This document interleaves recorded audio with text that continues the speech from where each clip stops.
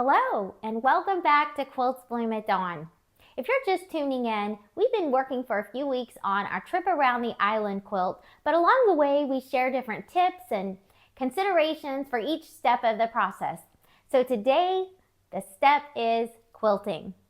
Last week we worked on the basting, not the fun step, but that leads us to the quilting, which hopefully is fun. It can be pretty intimidating, and I certainly was initially, but the more you do it, the more comfortable you get, and you'll really begin to enjoy and appreciate this step of the process. When we get to this step, quilters really have a variety of options to choose from.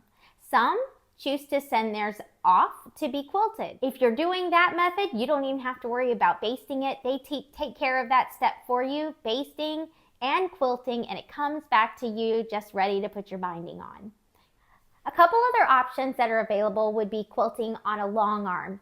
And long arms are designed specifically for quilting a quilt. They allow you to move the machine over the quilt, which is a much easier process, honestly. However, it does take up a fair amount of space and they're rather costly. So if you're not ready to make that investment, then your other option is your domestic sewing machine. That's how I started, was on my domestic sewing machine, and honestly, I really enjoy that process now. I was very intimidated in the beginning, but I've grown to really appreciate and love the process. Before we start that quilting process though, there are some tips and considerations in preparing for quilting. One of the first considerations, if you're quilting this on your domestic sewing machine, is how are you planning to quilt it? When I was considering how I was going to quilt Trip Around the Island, I noticed that it already had a lot of patterns. The quilt itself creates an on-point square, and all of those on-points create squares within it. Plus, you have a lot of different fabrics used. So I would say this is a fairly busy quilt. So I didn't want to do anything that would compete with what's already a beautiful design. So rather than doing free motion quilting, I opted to go with my walking foot. If I was going to free motion, I would end up using one of these. Actually, now they're special quilters' feet that are specifically designed for machine quilting. This one is just a little circle, whereas this one has an opening. And this is the one that I typically use the most often. It allows for you to move around the quilt. So if I was doing some free motion, I would be using one of these. However, for this, you really just need a walking foot. My machine actually has what's called AccuFeed built into it. So I honestly use my AccuFeed for just about everything, all of my piecing and my quilting. So that's what I'll be using again for this step of the process. The other thing you might want to have is a guide bar. So I did go ahead and buy a set of guide bars that you might have available for your machine. And what's great is it just slides usually into your walking foot or onto your foot. You'll see there's a little tiny hole. This just slides right in, pretty easy, just like this. Once I put it on my machine, and what's great about this is when you're using your walking foot, it's what you're going to use to guide the size of your lines. So you could make it, again, something small, or you can make it larger, whatever you want. It just provides a guide for you. So rather than looking at the needle as I'm quilting, I'm looking at this guide bar to help guide me and keep my lines as straight as possible. Another thing that I do pretty often, rather than using my guide bar, if I'm quilting something that's going to be a little bit more dense and I want my lines a little closer together, I don't even use the guide bar. I use the edge of my foot, and that's what I line my lines against. For this project, that's what I think I'm going to do again. It ends up making about a 1/2 inch between each line, and I really like that spacing, so I think that's probably what I'll do on this one. Now you have to decide, what kind of lines are you going to do? Are you going to do straight? Are you going to do wavy? I'm going to go with straight lines on this. Again, there's already a lot going on, so I'm going to just keep it simple. But then you still have to decide, am I going to do lines going horizontally? Am I going to do lines going vertically? Or are you going to do diagonal? For this project, I've decided to do diagonal lines. So what I'm actually going to do is I'm going to start with the corner right here, and I'm going to pick a line, say this one, and I will follow the actual seam all the way down, and that'll be my starting point. I always start in the center and I work out from there. Then when I'm done with that whole side, I flip it around and work from the center point again all the way to finish out the other side. To help you in figuring out what kind of quilting you want to do, I was going to share a couple books that have helped me along the way. One, and this is actually the first one, and a friend of mine actually gave this. She was getting rid of it, and it's an Annie's quilting book, and it's called Step by Step Skill Building Exercises, Machine Quilting for Beginners. This is the one I started with, and I just used this cover to cover. I practiced and practiced. This is where I got my start. Again, this was something someone just gave me, but it allowed me to practice on this, and I learned a lot just from this one book. More recently, I've discovered another YouTube channel, Krista Quilts, and she kept mentioning a book, and she calls it 99 Machine Quilting Designs. She covers a lot of both walking foot variations as well as free motion quilting. Again, 99 different designs.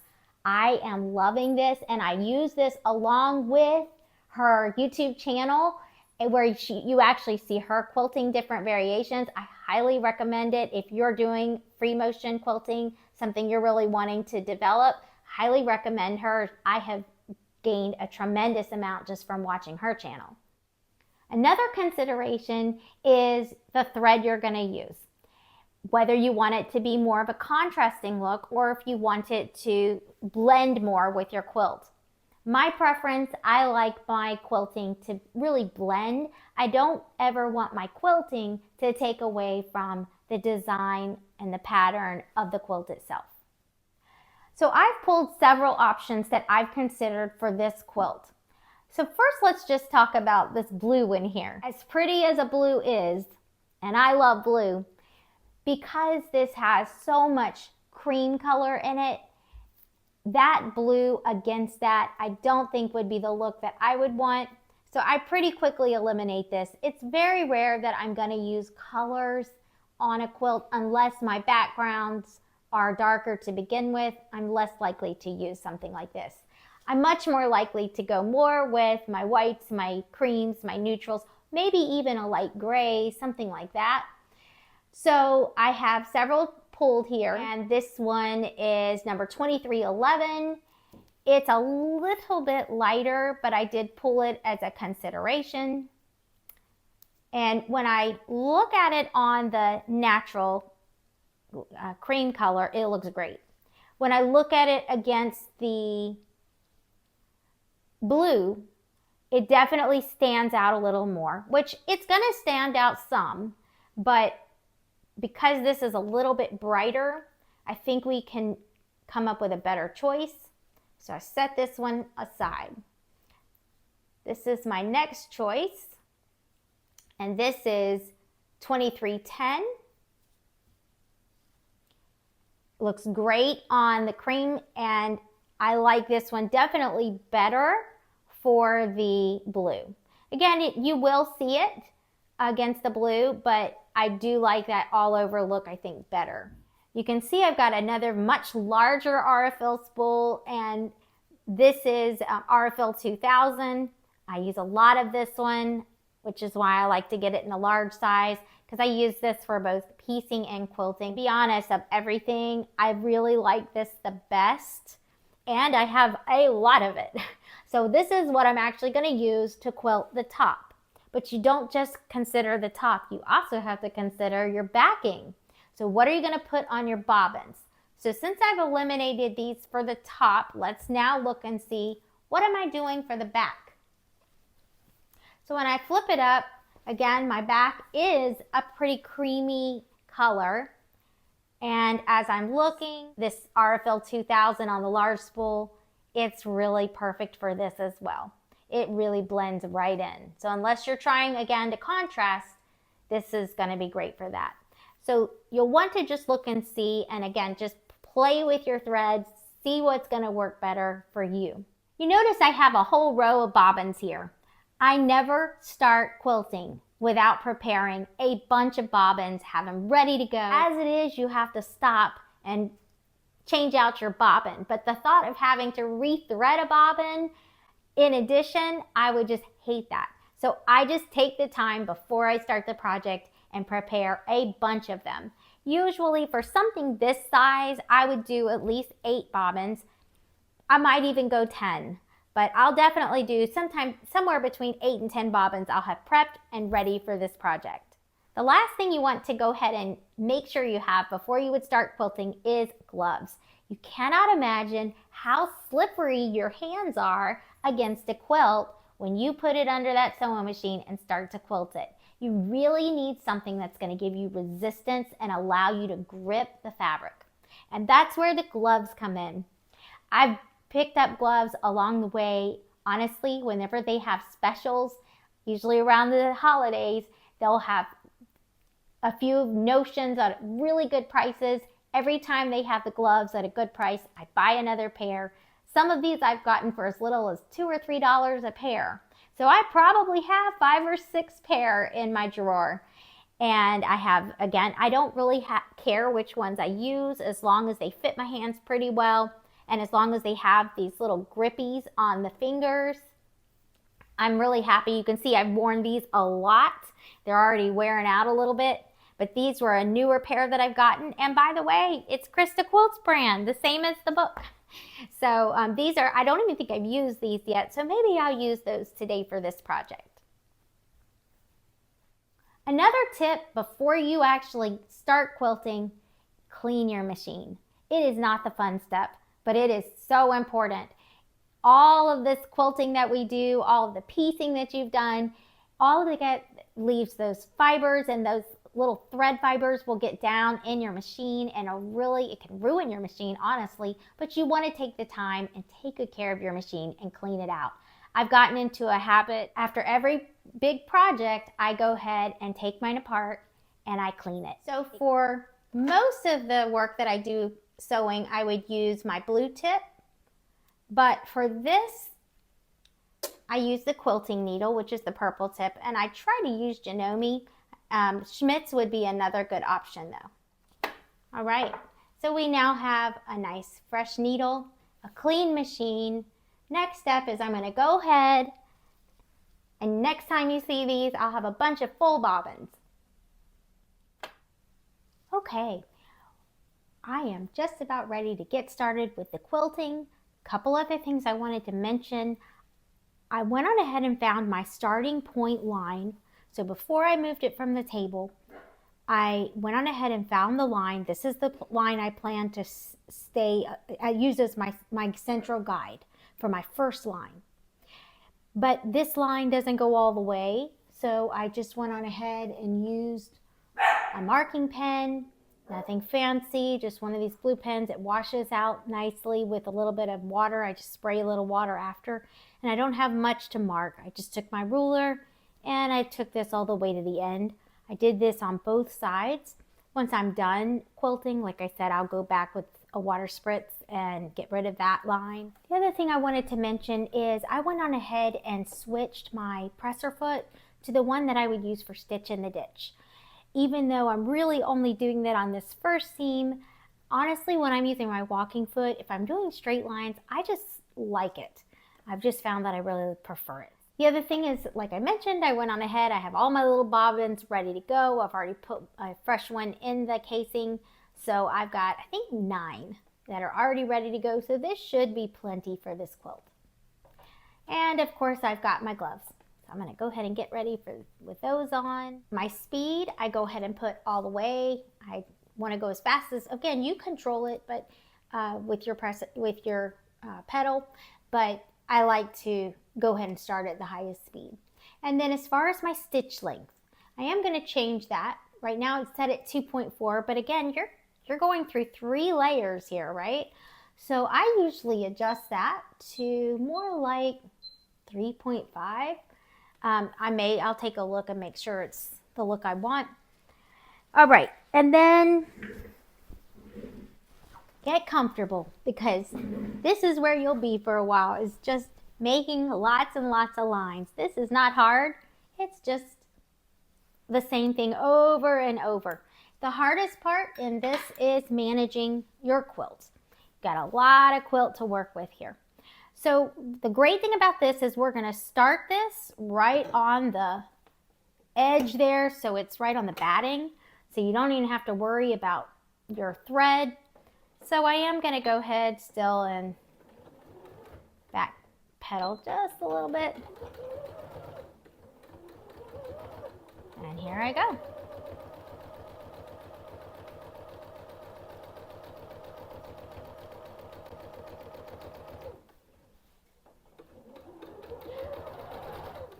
You do not have to go fast. You go as fast or as slow as you feel comfortable. And you'll notice I adjust a lot, because again, you've got this whole quilt. When you start in the center, this is as hard as it's going to get. This is the beginning, because again, you've got the whole rest of your quilt on one side. Now my machine does have a pretty good size to allow me, but again, you don't have to have that. People work with a lot less. It's just you'll have to adjust it more often. And that is the most critical thing, is make sure you adjust pretty often. Again, fast is nice, but accuracy is better.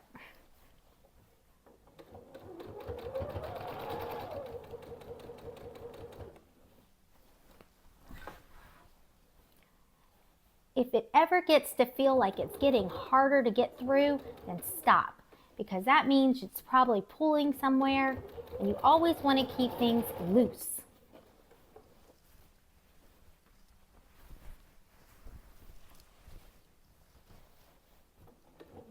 Once I get going and I've done a couple lines, then I have kind of the quilt is where I need it to be, and it gets easier and easier.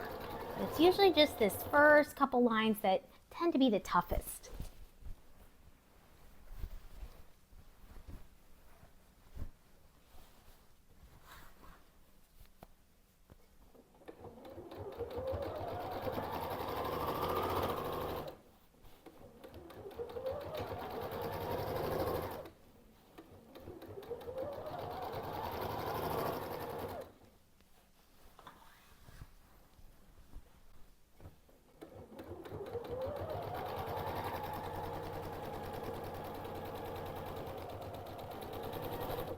Notice I just keep adjusting. We're almost to the end of this line.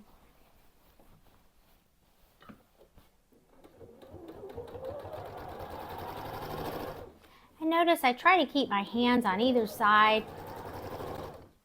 You don't have to, but I do, to try to, again, just make sure that it doesn't get bunched up.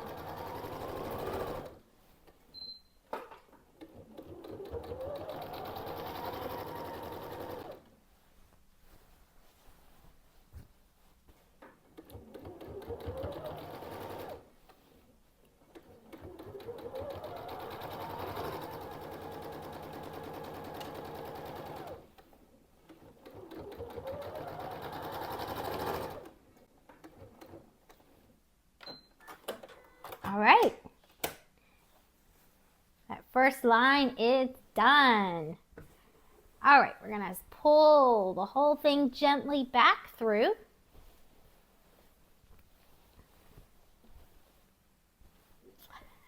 Now, for the next line, like I said, if you prefer, you could even just come on over to the whole next square if you want to, and just do stitch in the ditch for the whole quilt. For me though, I've decided I'm going to go ahead and do the diagonal. So again, I'm using the edge of my presser foot as my guide. So I'm going to go ahead and put my foot right off the edge of it. So again, I'm using, there's the edge, and here's my stitch that's done. And that is what I'm using as my guide. And it's about, let's see exactly how much it is. Yeah, it's about 1/2 inch there. From the needle to the edge of that. on my machine, on my presser foot. So again, yours may be different. No exact science. It's just really personal preference, what you like. As one famous quilter says, you're the boss of your own quilt. So have fun. It should always be fun.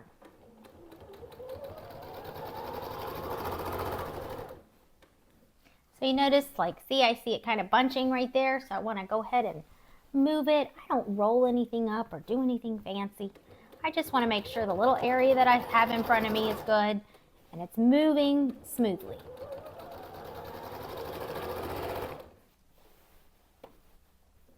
No pulling.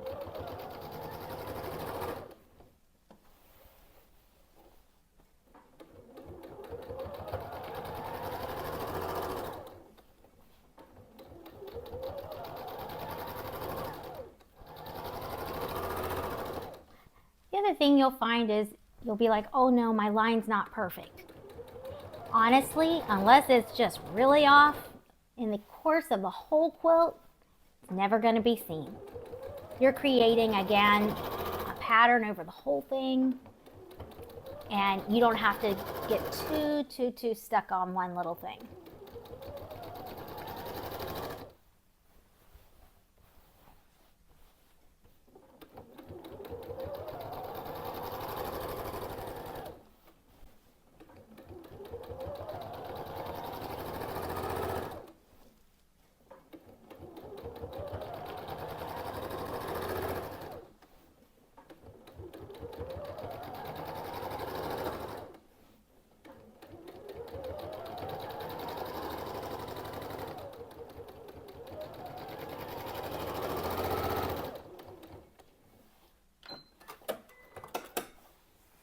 All right, 2 lines done. You can already see it's beginning to make that look we're gonna want just with the first line done. I'm gonna do one more and then we'll check back.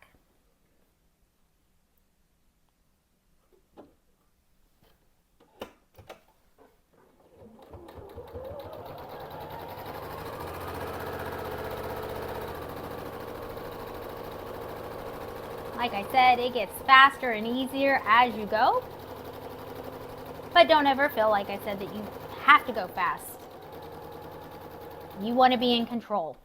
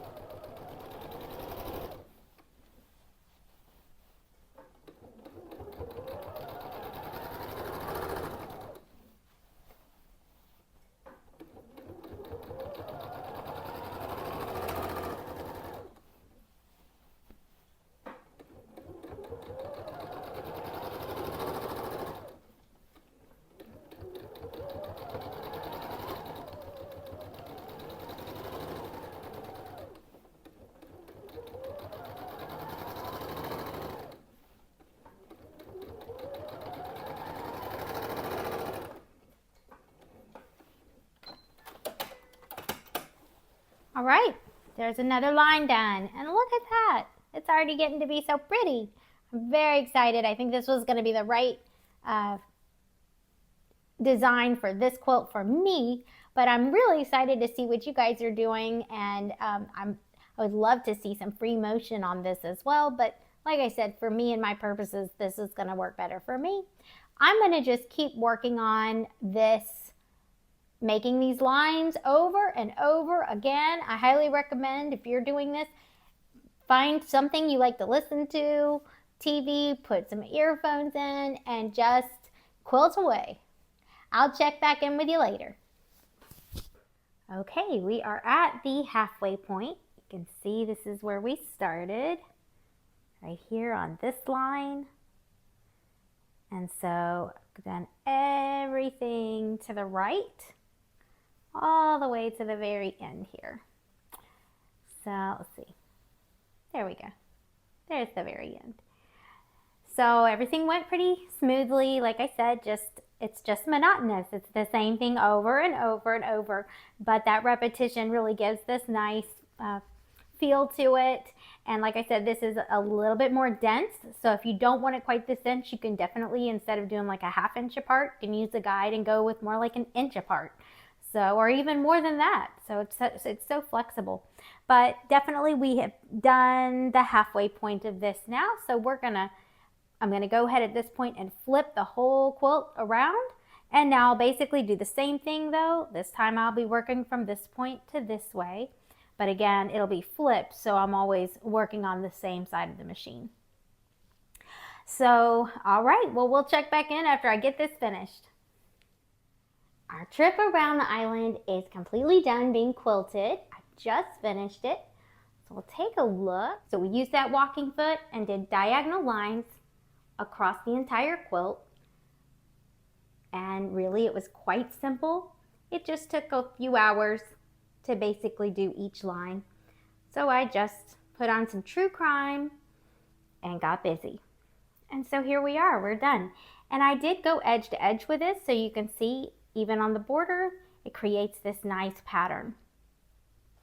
Now the one thing I ended up coming back and doing is I really did not like the lines in that one center block. So I removed those stitches and I decided to just do some free motion, a little flower right in the center. It's the only dark square, and I thought that just was screaming for a little flower. So that's the last thing I just did. So we are done with the quilting part of this. The last couple steps are, first I need to trim right here the batting. So I'm going to go ahead and work on that. I'll go ahead and do that right now. And then I'll save the binding for next week. Let's go ahead and get this quilt squared up and ready for binding. The way that I typically do it is I get one of my larger square rulers. So this is a 12.5 inch square. And then I just get one of my long rulers and I go ahead and take the square, and I want to line it up again with the corner of my quilt. And then I go ahead and put my long ruler right on top of it, like this.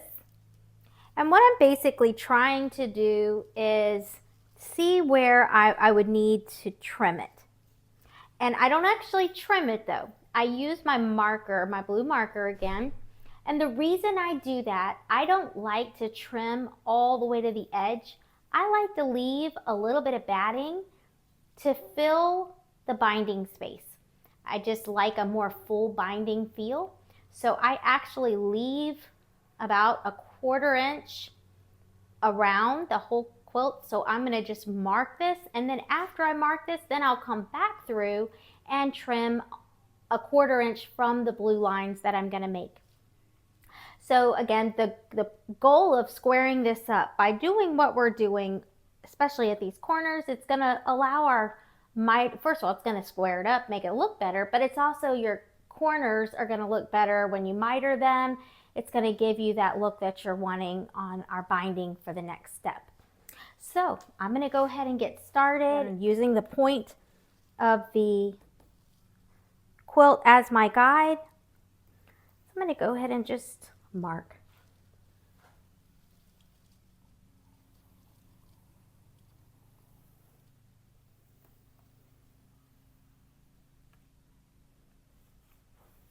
All right, then I just set this aside while I readjust.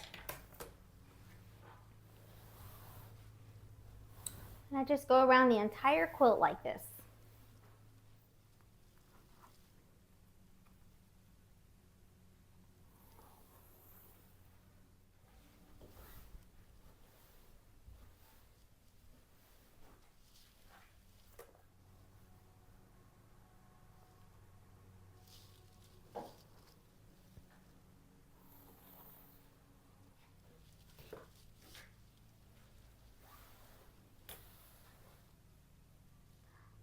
All right, so this one lined up pretty good, pretty close. All right, I'm going to go ahead and pull the quilt. All right, now that I've marked everywhere, I'm going to go ahead and put my ruler a 1/4 inch from that blue line. That's actually going to be where I cut now.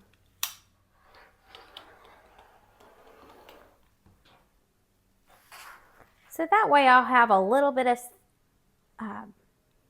batting to include in my binding to kind of fill that space.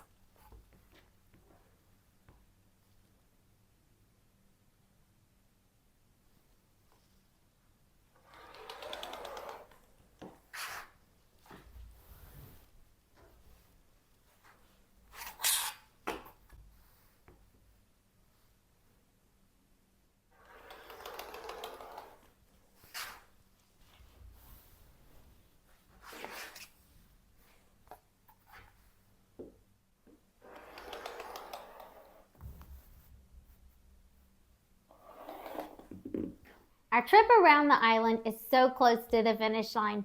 The last step is going to be putting the binding on, and we'll work on that next week when we cover some additional tips for the binding process. I was able to quilt this trip around the island using the walking foot with the diagonal lines placed about 1/2 inch apart over this fairly good size large throw quilt, and it took me, I would say, probably about 5 or 6 hours to do the actual machine quilting on it. And then of course we just squared it up. That didn't take more than 30 minutes or so.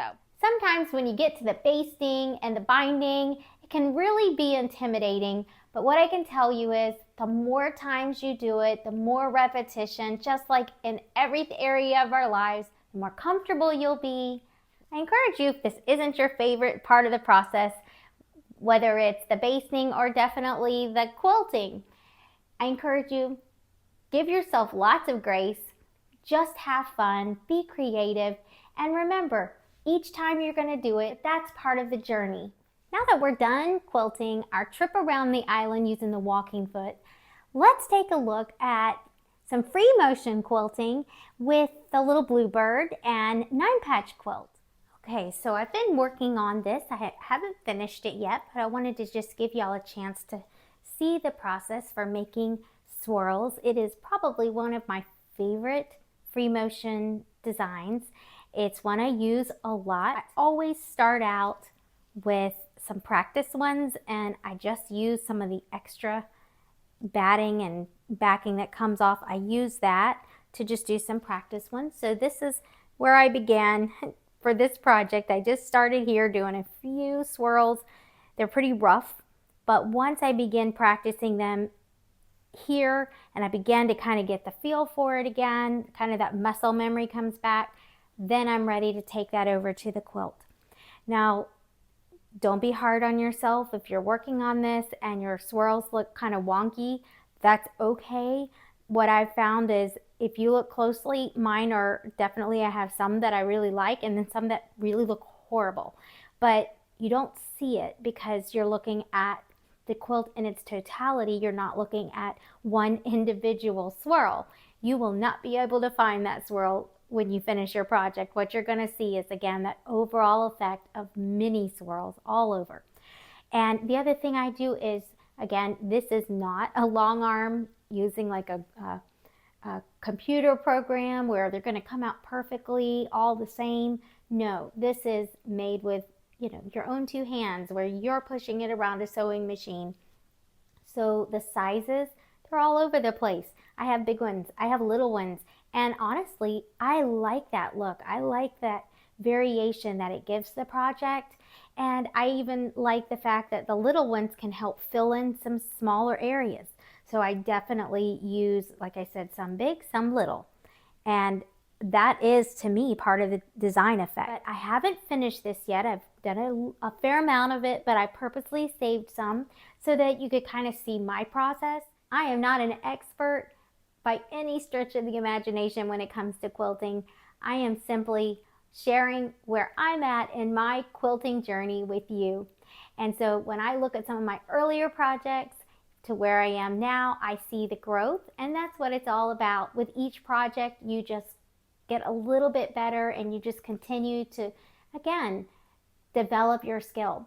Now, let's go do some free motion quilting. Okay, I'm all set up at the machine. I'm just gonna kind of pick up where I left off and have my gloves on. Notice it's got the grippies. The other thing is I'm using my open toe free motion foot. I just like that one the best. All right, and I'm just coming right off one of these other I just kind of start where I have some other stitches, so it just kind of goes right from there.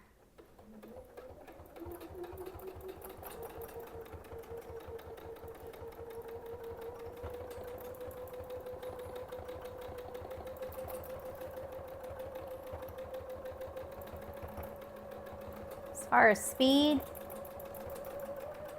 I do whatever feels comfortable in the moment.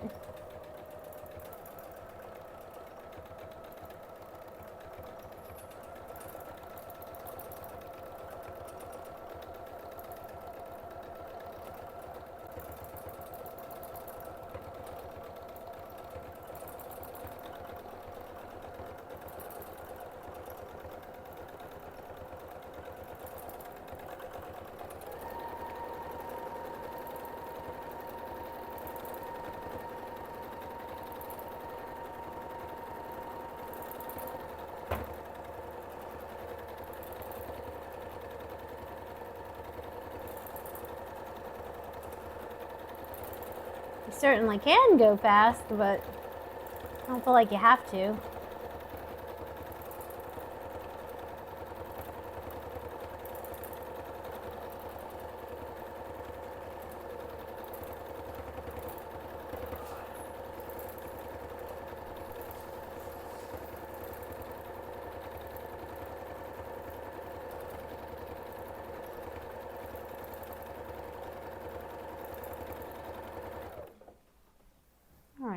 Stop and think where I'm going from here. And there's nothing wrong with doing that. I'm just going to do a couple little loops to help me get out of a jam.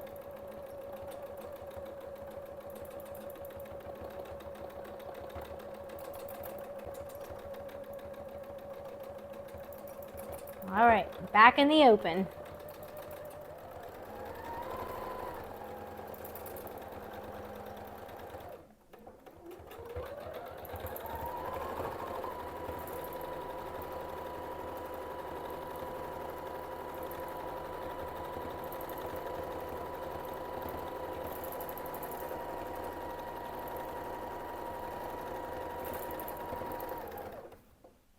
Feeling some pulling. So I'm going to go ahead and kind of readjust. Remember, you can keep it loose. You don't necessarily have to have anything tight.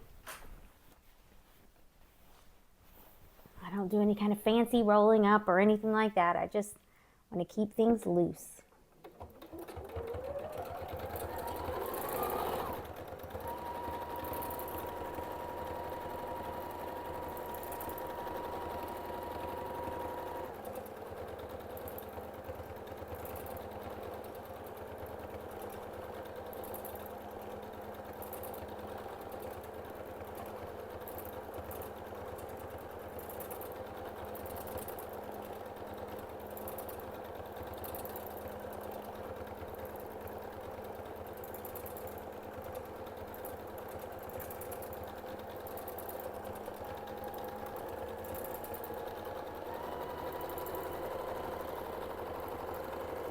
Notice I do some right, some left.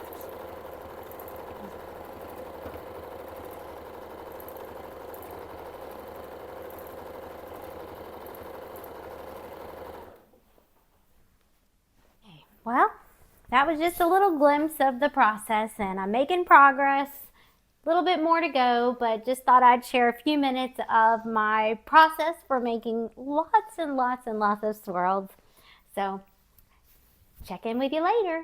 Thank you all for joining me today as we focused on quilting not only our trip around the island using the walking foot, but also we took a little bit of time to look at some free motion using the Bluebird and 9-patch quilt and practiced a few swirls together.